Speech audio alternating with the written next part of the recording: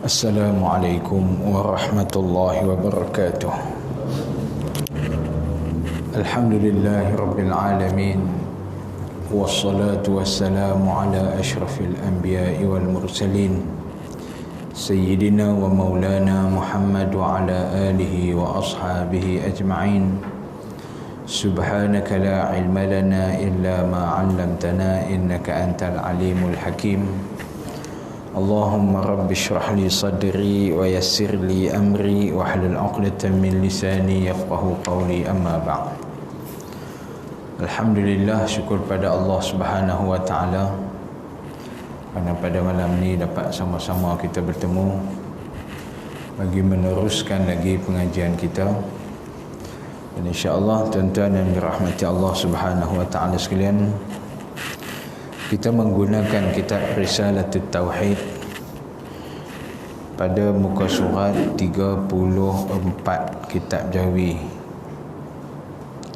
Kita ulang balik sedikit berkenaan dengan sifat harus pada Allah Subhanahu wa taala. Muka surat berapa kitab Rumi, muka surat berapa? Ya. 57. Sifat yang harus bagi pada Allah Ta'ala. Tang tu baik. Qala al-muallif rahimahullahu ta'ala wa nafa'na bi'ulumihi fid darain amin. Qala, adalah sifat yang harus pada hak Allah Ta'ala hanya satu jua, iaitu memperbuat segala kejadian atau tiada memperbuat akan dia. Maka lawannya wajib Tuhan menjadikan alam atau meninggalkan daripada menjadikan dia. Tuan-tuan yang dirahmati Allah Subhanahu wa taala sekalian, apabila kita membicarakan sifat harus bagi Allah Subhanahu wa taala, satu perkara yang kita kena tahu bahawasanya sifat harus ini takluknya ataupun bidang tugasnya, bidang kuasanya hanya kepada makhluk sahaja. Dia tidak terlibat kepada Tuhan dan dia hanya terlibat kepada makhluk. Dengan Tuhan tak terlibat langsung, dengan makhluk saja sifat harus ni. Maka daripada sifat harus Tuhan tersebut, maka Allah Subhanahu wa taala menjadikan tiap-tiap sesuatu ikut kehendak dia dan mentiadakan sesuatu ikut kehendak dia, ikut suka dia. Dan perkara itu tidak wajib pun dan tidak mustahil pun pada Allah Subhanahu wa taala selama ia berkait dengan makhluk ataupun selain pada Allah. Baik. Contohnya, kalau kita katakan, bolehkah Allah Subhanahu wa taala itu tidak menghantar nabi dan rasul kepada kita? Boleh tak? Maksudnya Allah Ta'ala sengaja tak mau hantar nabi, tak mau hantar rasul pada kita. Boleh. Adakah wajib bagi Allah Subhanahu wa taala untuk menghantar nabi dan rasul kepada kita? Jawapannya tak wajib. Okey. Dua pernyataan yang berbeza. Yang pertama, bolehkah Allah Ta'ala tak hantar nabi dan rasul? Kita kata boleh. Lepas tu, adakah wajib Allah Ta'ala hantar nabi dan rasul? Jawapannya tak wajib.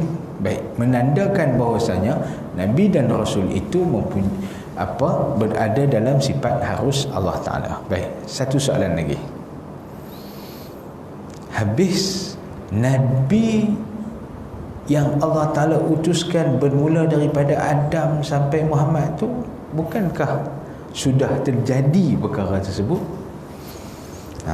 Bukankah Nabi Muhammad telah diutuskan? Bukankah Nabi Musa, Nabi Isa telah diutuskan?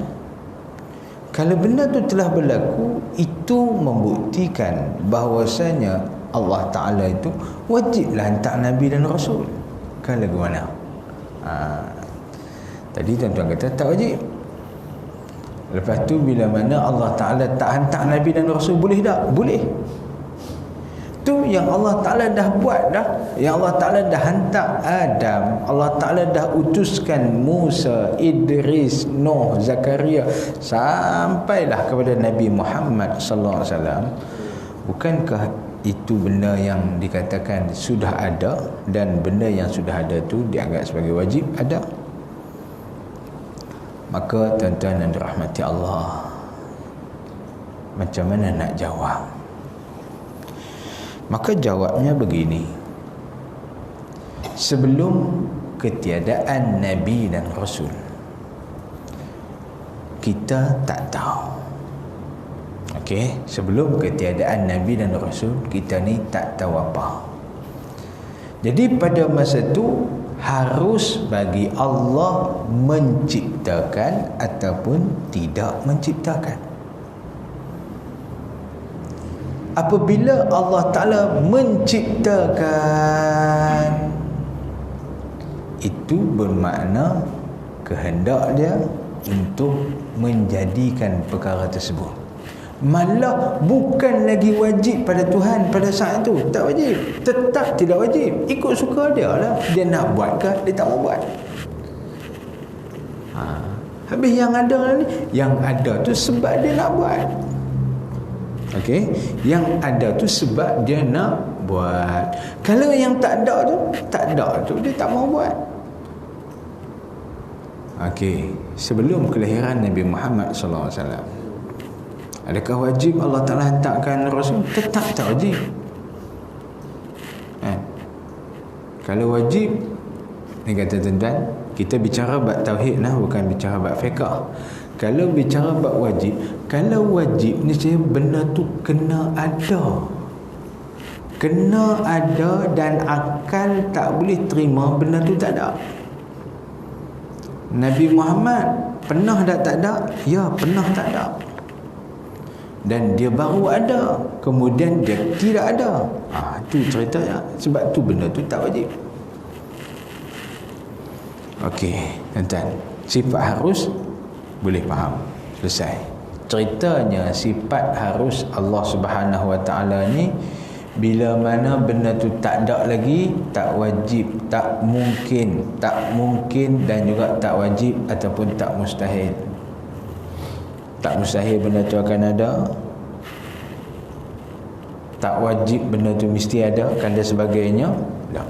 Kalau cerita bab harus ni, semua benda ni duduk dalam bab harus belaka, ceritanya tak wajib pun. Kita ni tak wajib ada. Kita ni tak wajib ada.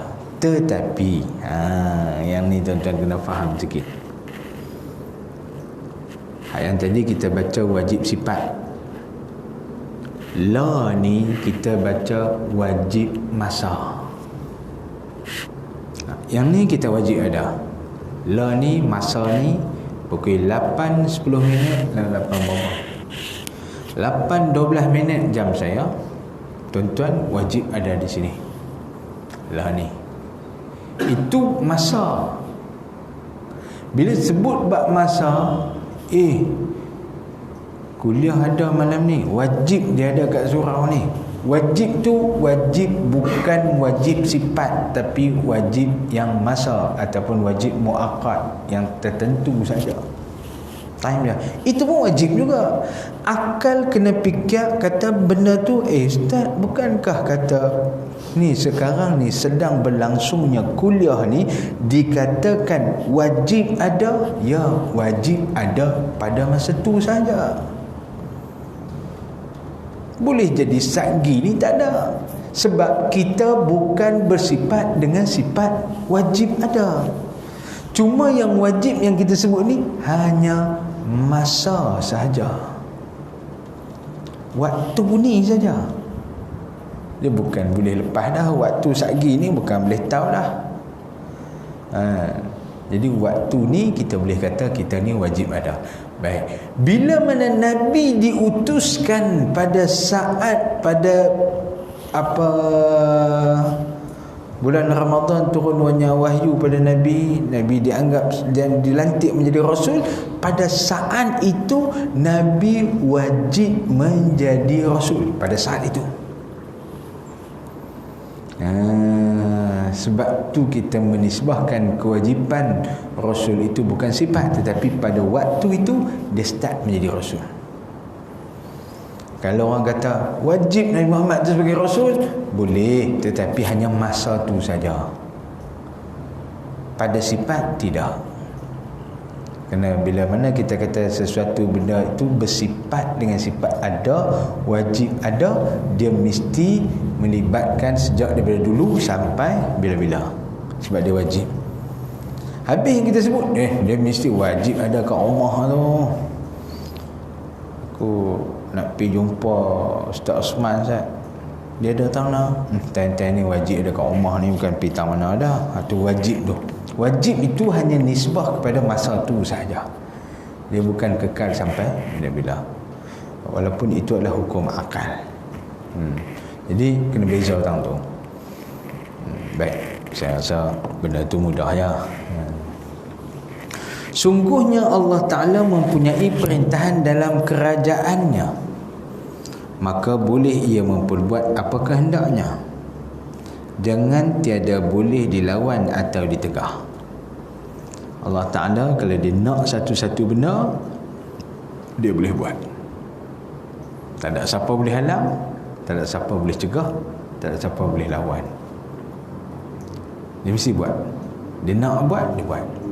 Tak mau buat, dia ikut suka dia. Okey.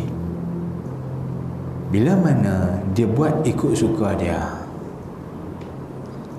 kita yang hari ni angkat tangan minta doa dekat Allah Ta'ala, adakah kita paksa dia? Lagu mana tuan-tuan? Kita duk paksa dia, ya Allah bagilah aku macam ni, macam ni. Ikut dia nak bagi ke tak? Kita duk paksa dia. Itu satu sepasal. Yang kedua, kadang-kadang kita kata apa? Kalau aku buat macam ni, hasilnya macam tu. Kalau aku buat yang ni, mesti jadi macam ni. Dan nampak tak apa yang saya nak beritahu pada tuan-tuan? Maksudnya kita meletakkan hasil dengan mahsul, apa yang dihasilkan itu atas tangan kita. Okey. Kita letakkan apa yang kita usahakan itu berlaku atas tangan kita. Sebab kita bila mana baca sifat harus ni, kita kena kata semua kehendak dia belaka. Kita tak boleh kata ni hak kita. Kita tak boleh kata ni hak kita. Ni semua hak Allah Ta'ala belaka. Hang tanam pokok. Tanam pokok tujuannya untuk apa? Nak bagi tumbuh, nak bagi naik kembang pokok tersebut. Buah baja, siram air.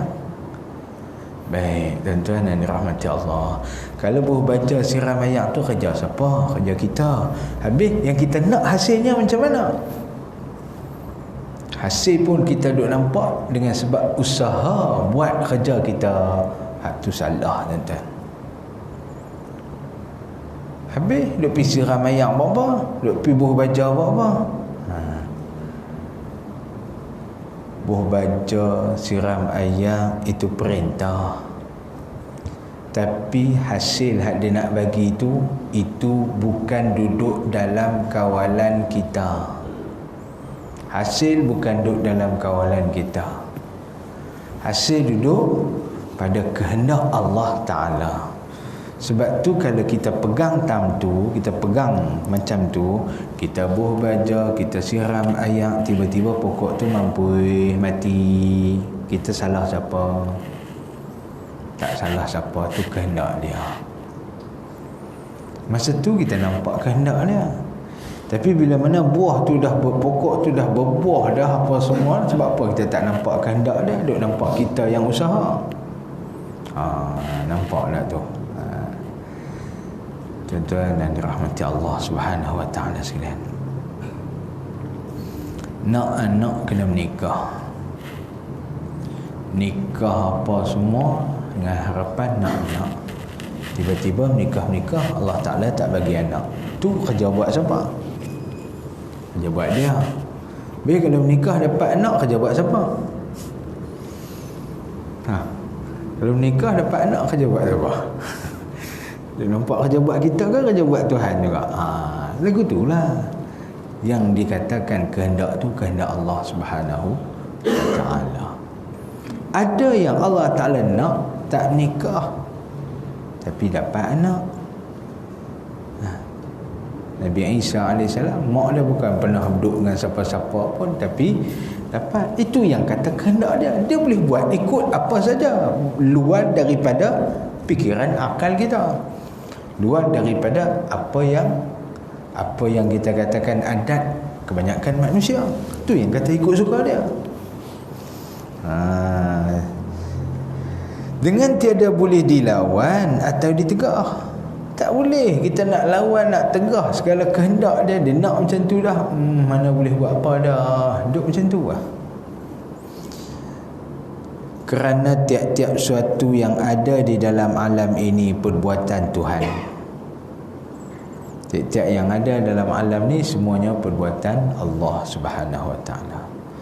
Kejadian dan ketukangannya, dan ialah Tuhan yang menjadikan baik dan jahat, manfaat dan mudarat, taat dan ingkar, dan lain-lain daripada segala ahwal.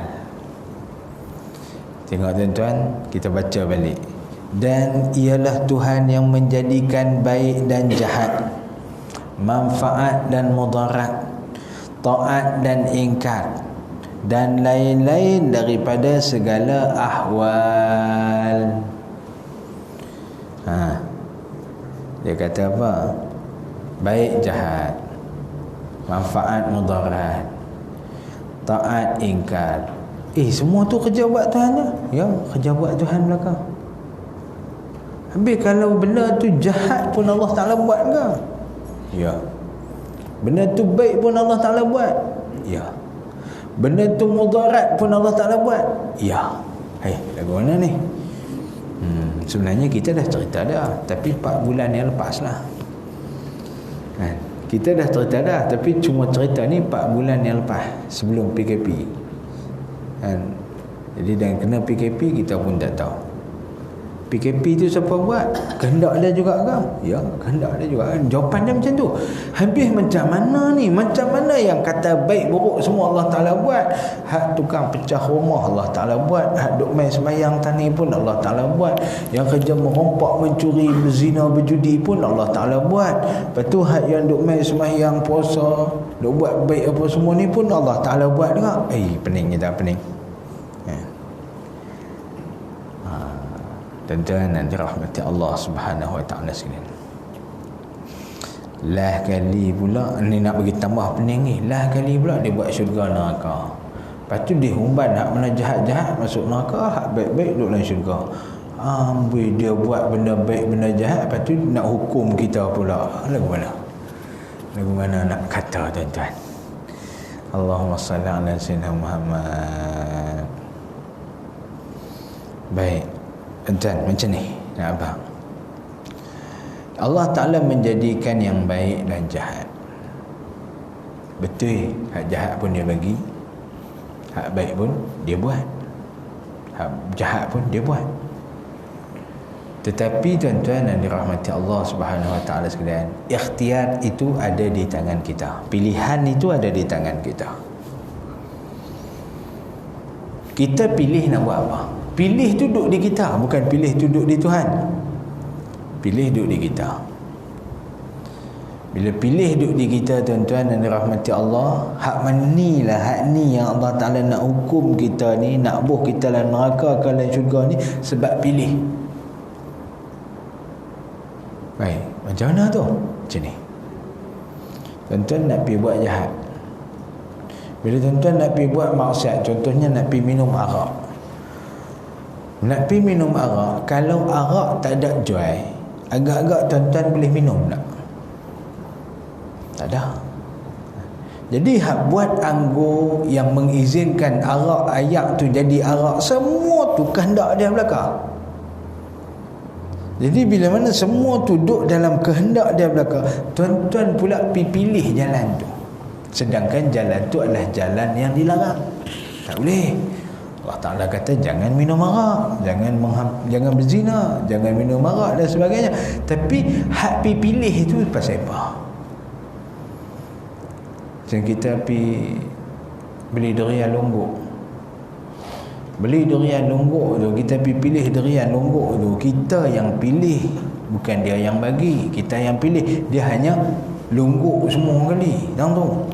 Lepas tu kita pergi pilih, balik-balik buka-buka mangkang, buruk dan sebagainya. Nak marah kita ke nak marah tukang jual tu? Hak yang kita pergi pilih tu bukan dia. Jadi nak salah siapa? Habis hak tadi tu tukang jual tadi, ya memang dia jual, dia belakang hak baik hak elok semua tu kata lungguk. Dia lungguk tang tu belakang ambil pilih. Dia tahu dak hak mana baik hak mana buruk, dia pun tahu. Allah Ta'ala tahu dak hak mana baik hak mana buruk, sebab tu dia larang, sebab tu dia halang, jangan buat macam ni, buat macam ni. Allah Ta'ala tahu, tapi yang duk pilih tu siapa? Pilih tu kita. Sebab kita ni dimasukkan dalam neraka ataupun syurga dengan sebab kita yang pilih. Padahal benda tu Allah Ta'ala belakang dia menjadikan segala-galanya. Okey, boleh. Oh ya, Haji Muhtar dah nak tanya apa? Tuhan dah tetapkan macam mana tak? Tuhan tetapkan. Tuhan tetapkan tu betul. Bila mana kita duduk di alam rahim, Allah Ta'ala dah tetapkan syaqiyun am sa'idun. Kita ni celaka ke bahagia, Allah Ta'ala tetap siap dah. Baik. Soalannya, kita tahu dah apa yang Allah Ta'ala tetapkan? Kita tahu dah apa yang Allah Ta'ala tetapkan? Kita tak tahu. Habis kita kena lalui. Ya, kena lalui itulah yang kita kena berhati-hati. Kita kena duk berasa kata kita ni hamba, kita duk kena bagi sedar diri kita. InsyaAllah kita akan sama macam mana yang Allah Ta'ala tetapkan. Baik tuan-tuan dan dirahmati Allah, saya nak bagi tahu sikit kepada tuan-tuan. Kita ni duduk alam rahim, duduk alam roh dulu. Allah Ta'ala dah pamerkan pada kita ni, Allah Ta'ala dah pamerkan pada kita kehidupan kita di alam dunia ni. Dah pamer siap dah. Kita dah nampak siap dah. Kita akan hidup macam mana, mati bila pun kita dah tahu dah. Tapi bila mana kita keluar pada perut mak kita, masuk alam dunia, kita lupa segala-galanya. Okey, kita lupa. Time kita lupa tu tuan-tuan, kadang-kadang pernah berlaku. Kita pergi satu tempat, mengalami satu keadaan, kita duk aku macam pernah main tahun ni. Nak kata mimpi, tak pernah mimpi, tapi duk rasa macam pernah main. Pernah berlaku dah kat tuan-tuan ni. Padahal itu first time tuan-tuan sampai situ. Kalau second time, okey. Ni first time. Dalam keadaan tu, duk berasa macam pernah lah sampai je. Padahal itu kali pertama sampai. Tuan-tuan, tu ceritanya.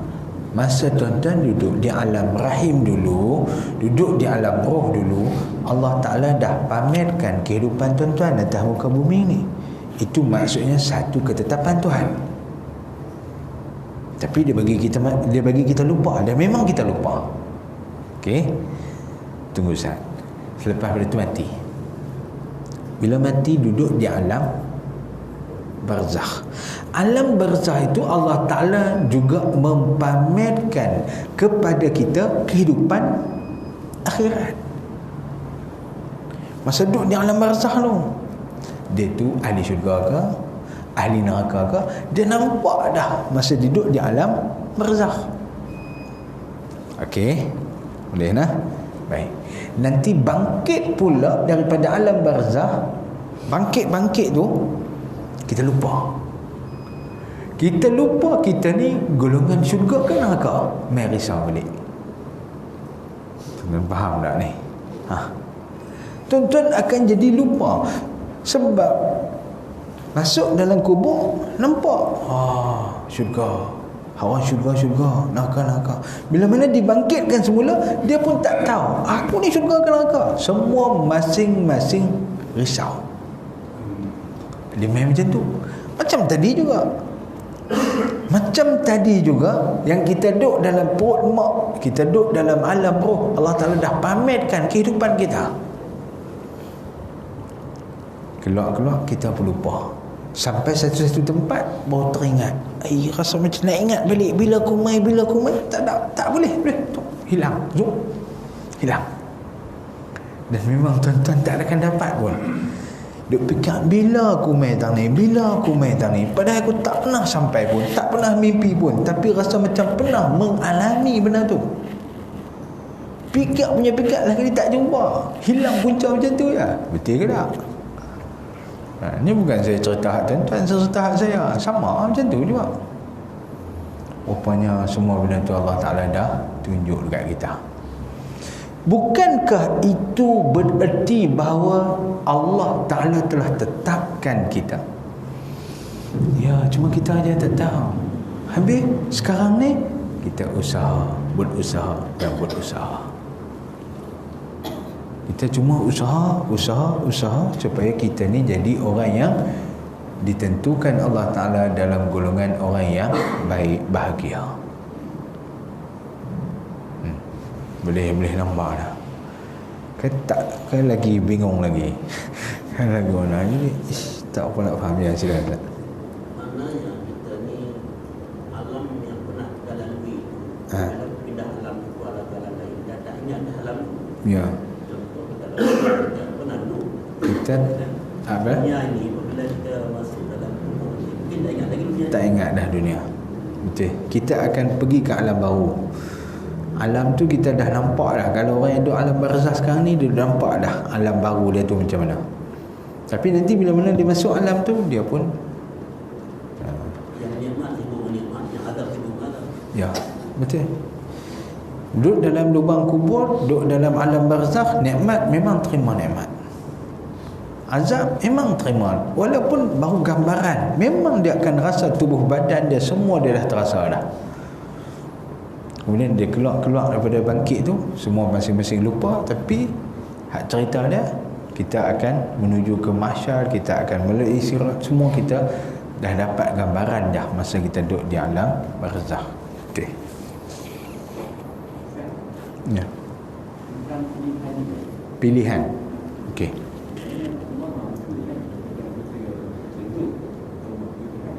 Allah mampu memberi petunjuk, memberi hidayah. Okey.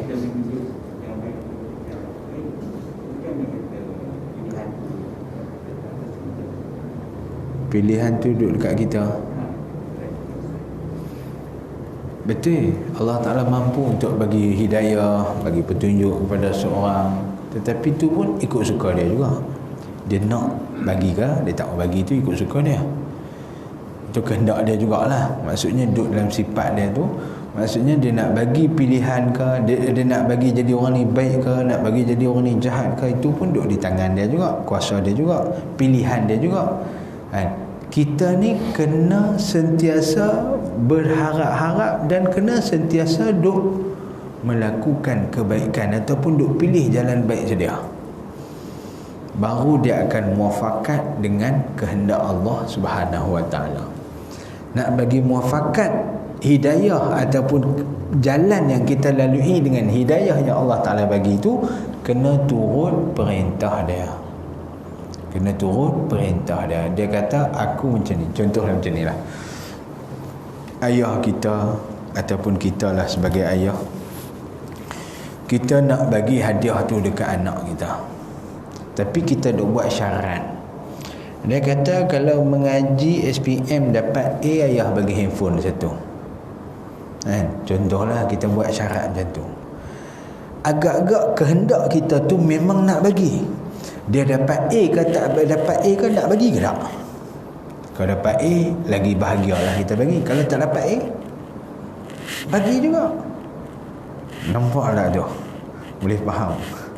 Ni kita lah. Saya cuma nak cerita, kata ni kehendak kita. Bila mana kehendak kita duduk di situ, kita kata aku nak bagi handphone dekat anak, tapi saja nak buat syarat ni, kata lah macam ni lah, study bagi cantik lah, bagi dapat A lah, bagi dapat A ayah bagi. Rasa-rasanya kalau tak dapat A pun bagi juga, sebab atas kehendak kita. Tapi kalau dapat A, muafakat dengan kehendak kita, memang kita nakkan dia dapat A, dia pun dapat A, macam mana keadaan dia tu? Yang tu lagi cantik lah, lagi perfect dan lagi sempurna. Sebab tu tuan-tuan dan rahmati Allah Subhanahu Wa Taala sekalian, kita hamba ni, cerita dia, kita jangan orang kata apa, nampak kata Allah Ta'ala mesti kena bagi kalau aku buat sesuatu macam ni. Bila mana kita nampak sesuatu yang kita buat ni Allah Ta'ala mesti kena bagi, mesti kena ikut turut kehendak, salah. Salah, dan kita ni berburuk sangka dan jahat adab kita dengan Allah Subhanahu Wa Ta'ala. Nak bagi cantik adabnya, kita hanya memilih jalan untuk melakukan sesuatu yang menentukan hasilnya adalah Allah Subhanahu Wa Ta'ala.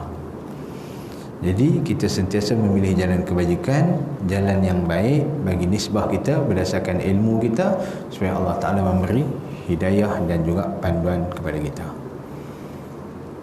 Baik, tuan-tuan, suka saya katakan juga berkenaan dengan manfaat dan mudarat. Yang ni pun saya dah cerita dah 4 bulan yang lalu.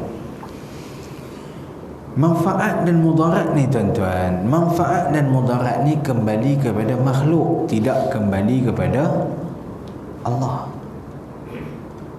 Apa saja benda yang Allah Ta'ala buat, yang dikatakan sifat harus, semuanya kembali kepada makhluk. Allah Ta'ala tak terlibat langsung. Allah Ta'ala buat api contohnya, ada manfaat ke ada mudarat di sisi Allah Ta'ala? Tak ada. Manfaat dan mudarat tu hanya pada makhluk. Allah Ta'ala sikit pun tak ambil manfaat daripada makhluk yang dia buat, sehingga kan dia mencipta kita sekalipun dia pun tak ambil manfaat apa. Kok dah dia buat kita ni, dia minta kita supaya sembah dia, kemudian pula dia wajibkan kita sembah dia, tak sembah kubuhlah neraka. Tuan-tuan, kalau orang tak sembah dia, adakah kerajaan dia, kekuasaan dia akan jatuh? Tak juga. Kalau semua pakat pergi sembah dia, adakah kekuasaan dan kerajaan dia akan jadi hebat? Tak juga. Tak ada manfaat dan mudarat di sisi Allah berdasarkan penyembahan hamba kepada dia. Tak ada. Yang manfaat dan mudarat tu kembali kepada makhluk kita. Itu baru betul-betul Tuhan. Yang ni Tuhan, kalau duk mengaku Tuhan tapi masih lagi mengambil manfaat daripada makhluk, tak guna Tuhan. Mengaku Tuhan tapi masih lagi ambil mudarat, takut dengan makhluk, ambil manfaat dengan makhluk, itu bukan ciri-ciri Tuhan. Tuan-tuan yang dirahmati Allah Subhanahu Wa Ta'ala sekalian,